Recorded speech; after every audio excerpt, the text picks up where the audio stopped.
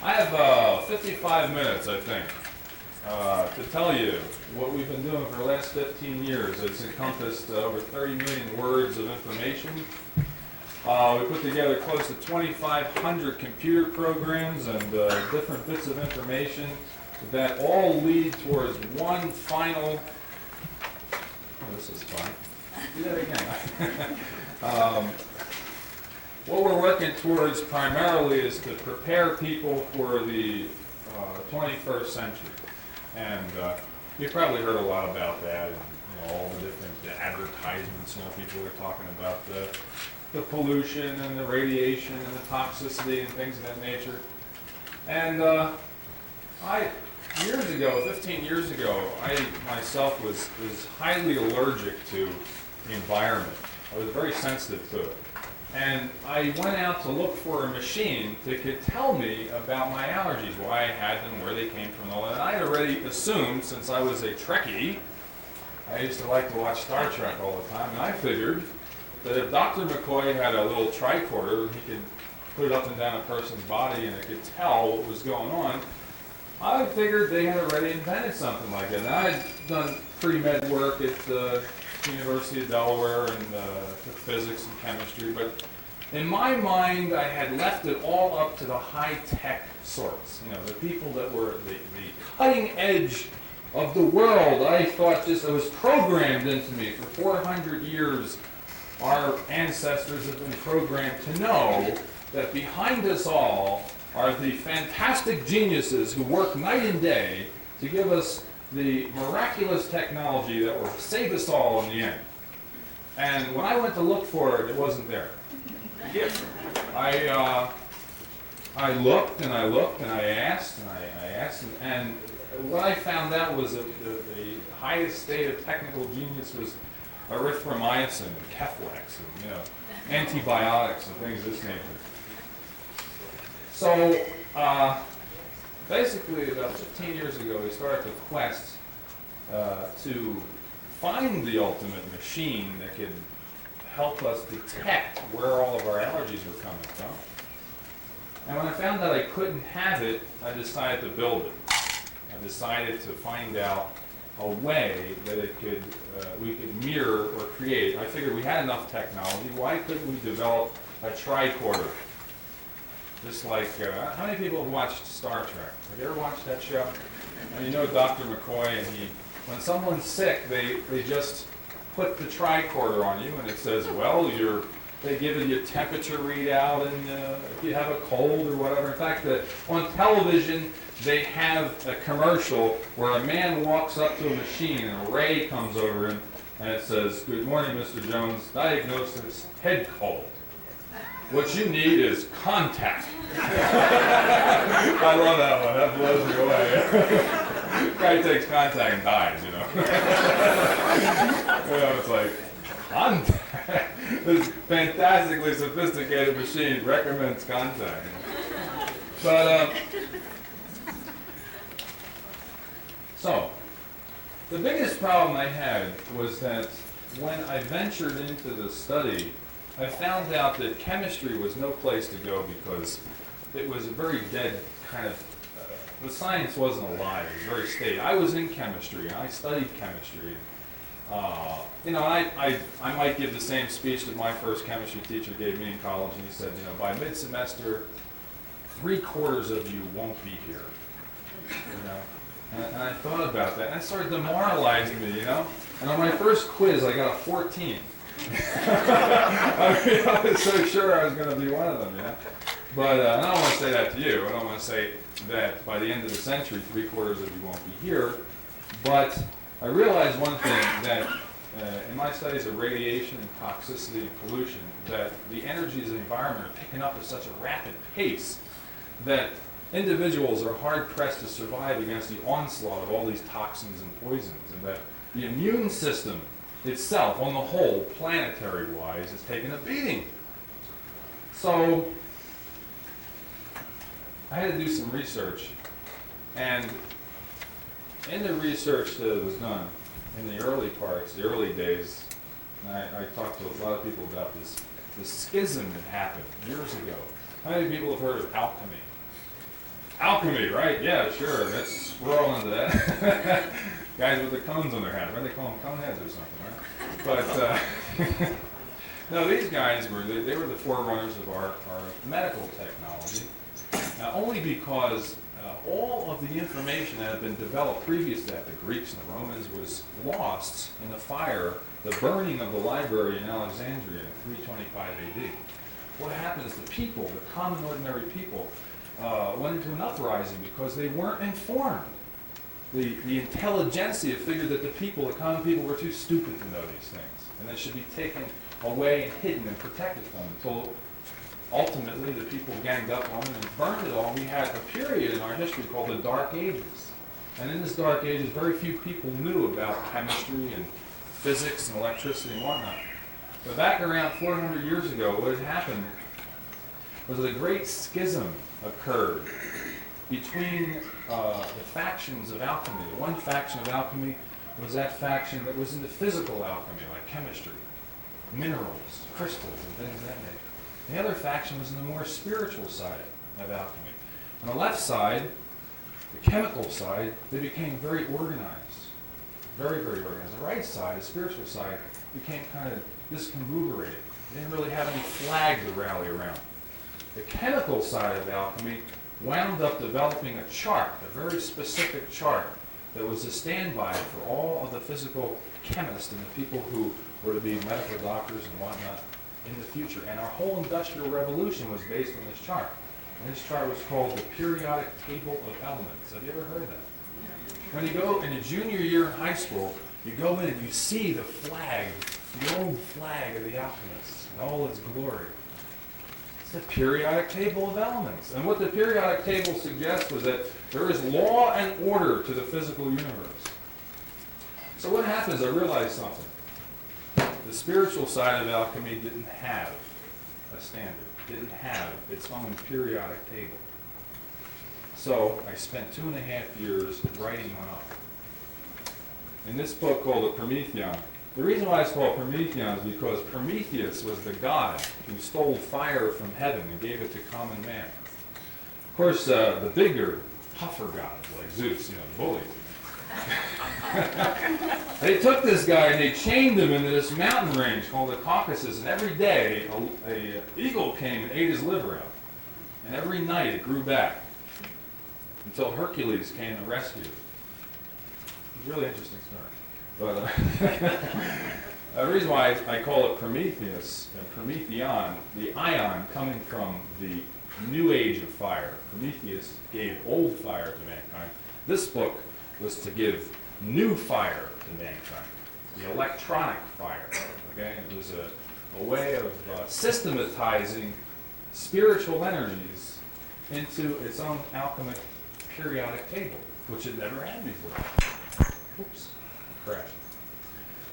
So now both sides have their standards. One side has its periodic table of chemical elements, the physical side, and the spiritual side has its periodic table, completely different.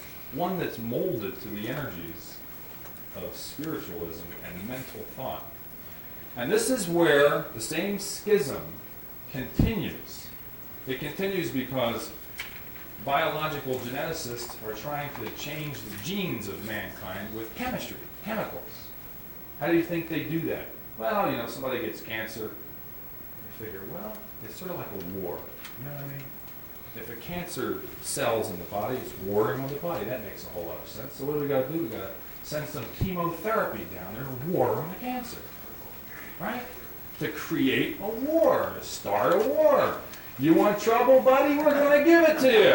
Here's some chemotherapy in your face. What do you think of that, huh? And that old cancer cell goes, no, like that, until it figures out the chemotherapy. It says, well, wait a minute. Now, that's not so tough. I can get around that. It's the same kind of chemical warfare that started 400 years ago and has come into the present day environment. Our whole society is surfeited with this kind of think. And the culmination of chemical think is the atomic bomb, the hydrogen bomb.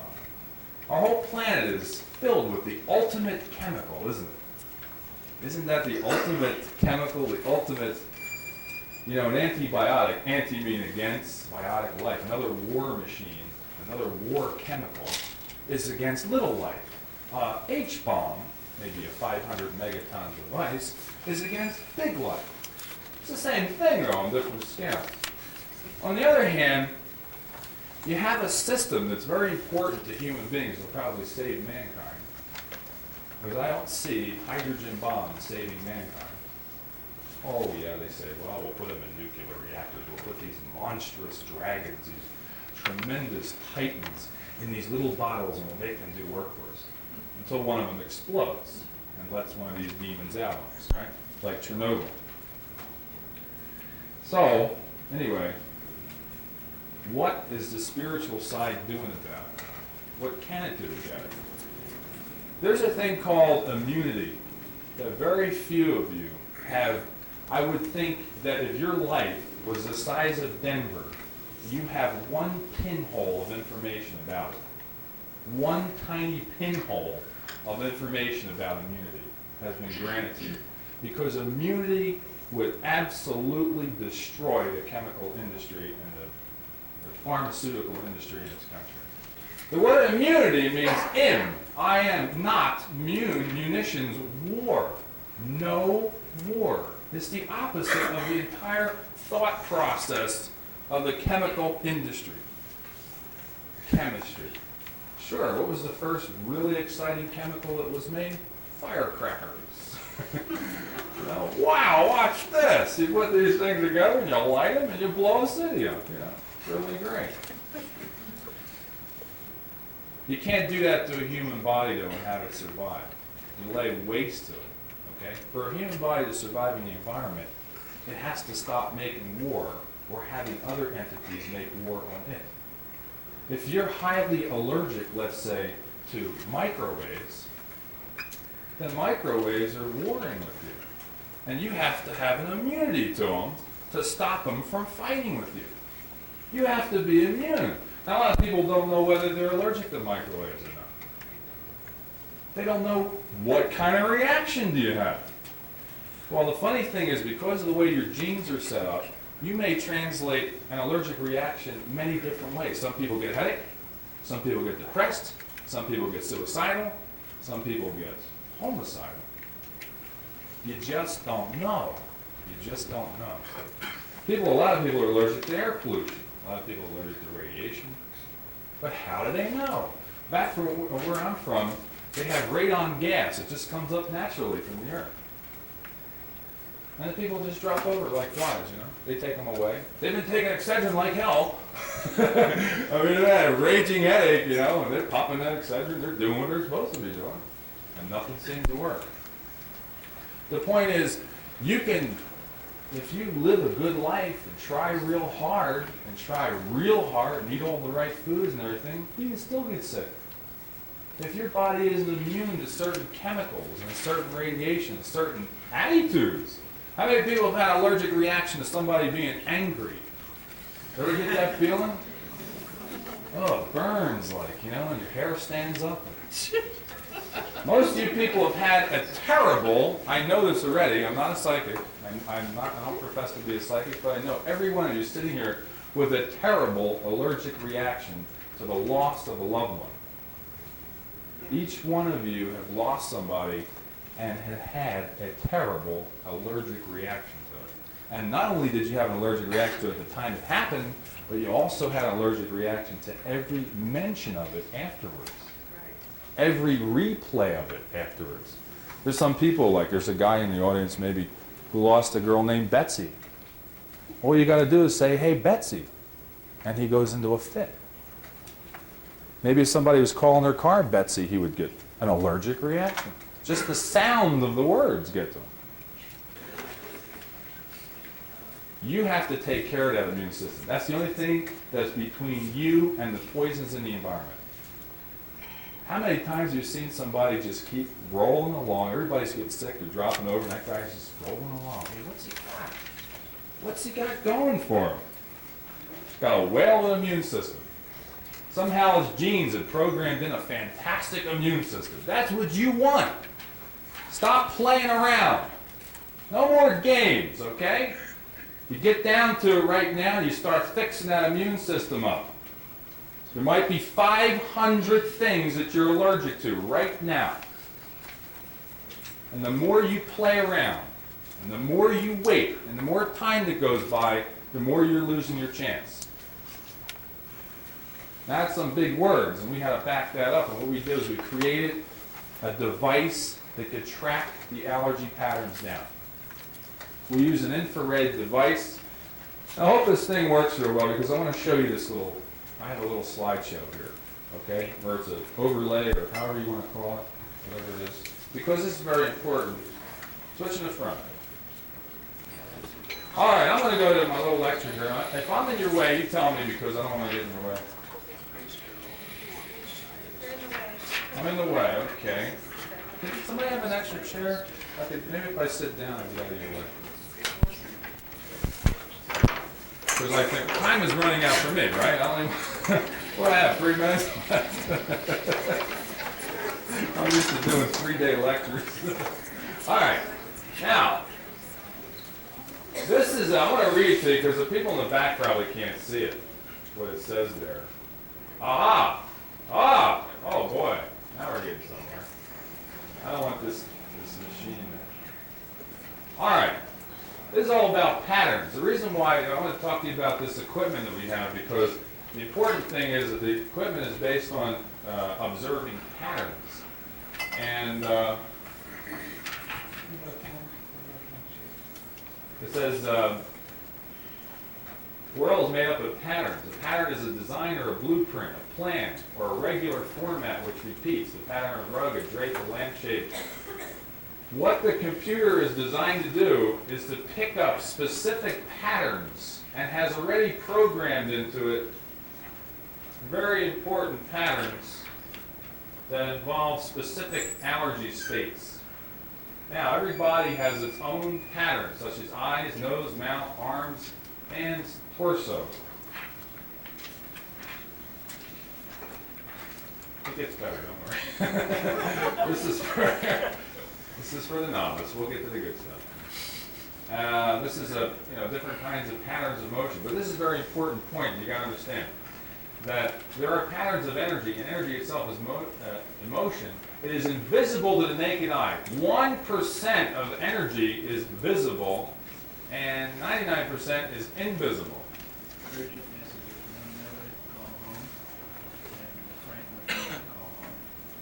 Oh, okay. They want me to announce an urgent message for Ron Miller to call home. Miller, Ron Miller. Call home. And Frank McMorrow, I'm sorry. Call home immediately. Oh, do you know your number, Ron Miller? 632. Well, I better not give it out. We're going to have a lot of calls tonight.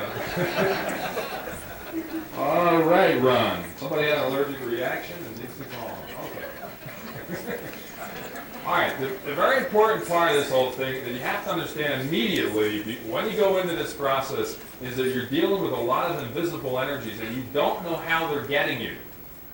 You can see a person walking, dancing, and running, but microwaves? Well, maybe there's some people that can feel them and sense them. But there's a lot of hidden energies that you can't detect. And that's the subject or the theme of this. It says we can tell that energy has been used by the patterns that it leaves behind. Like tire marks on a sandy beach or a mussed-up bed, dirty dishes. I mean, somebody's been there. Okay? Does that bring anything to mind? Or are you starting to get a picture of what's going on here? Okay. Water puddles forming in the rain and drying up is a pattern of energy. Lightning is a pattern of energy. A lot of people don't realize that the lightning that you see, that's not the lightning. That's just the gases burning up after the lightning has passed by. The lightning itself is invisible. Now, here's where the big breakthroughs were made in science that led us to our current dilemma. And this is very important for people who are trying to figure out which way to go when they're trying to get well. What happened was that these specific instruments were developed in the 1500s, in the 1600s, the telescope and the microscope. And what happened was it allowed individuals to see certain aspects of invisible energy. Telescope allows us to see galaxies, far off galaxies. So, when you looked out into the stars at night, you couldn't see these things until you put a telescope up there. So that instrument is used for that idea. The microscope, on the other hand, which is probably the one thing that saved a lot of lives, at the same time spun us off into a direction. Microscope allows one to perceive patterns of energy so small that 1 billion of these patterns can fit on the head of a pin, such as the patterns of blood, serum, bacteria, viruses, etc. Well, what's happened is our whole microbiological program is based on warfare against these tiny entities, just because we can see them now. We couldn't see them before. So we figured, hey, there's some guys we can pick on. Let's blow them to hell. What do you say? One of the most significant energy patterns of the body is the way the human energy is used. And this is what our infrared scope uses to find allergy patterns. It's the pattern in which human energy is burned, like the way you use your calories. The method for checking energy burn power, we call it the EBP in your body, is with an infrared detector. We have one of them here today, and we're going to show you. It's an invisible band of energy discovered by a man named Herschel. Thus the name infrared, meaning below the red spectrum. Now here's the spectrum of energy. You see the spectrum here, red, orange, yellow, green, blue. This is only 1% of the entire spectrum. It's very tiny.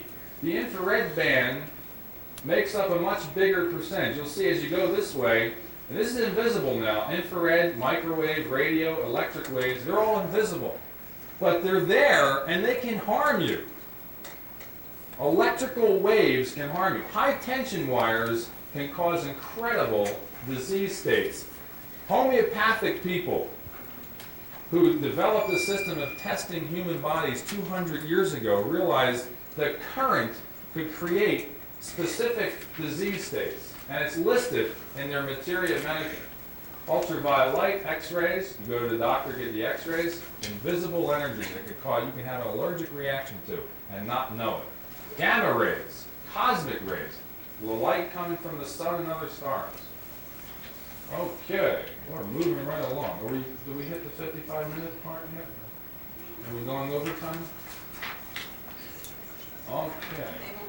They won't let it go overtime. I want to finish my spiel before I'm mercilessly cut off.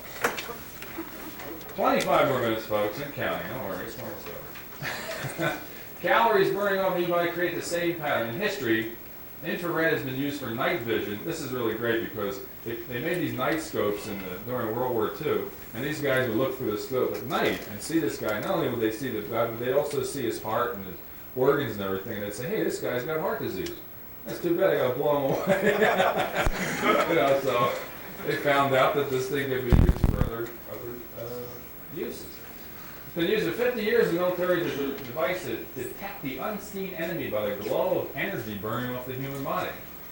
Now, if it can do that, look, it's used, the infrared technique is used to detect heat losses in industry, the space program of satellites. These infrared scopes are put on telescopes and measure energy 100 million miles away. Now, if it can measure energy 100 million miles away, I'm sure it could measure it next, standing next to somebody. So, you don't have to worry about the accuracy there. All right. Now, this is what I'm going to show you. Outside, I've got the machine there. And this is very important. I hope we can get through this talk here, because I'm going to give you an idea how it can pick up these patterns that are disturbing you to shut down these allergic reactions. Life Force Sensitizer Project developed an infrared device that has cataloged millions of human energy patterns. The same way that you can detect, if I put silhouettes of 5 presidents up there,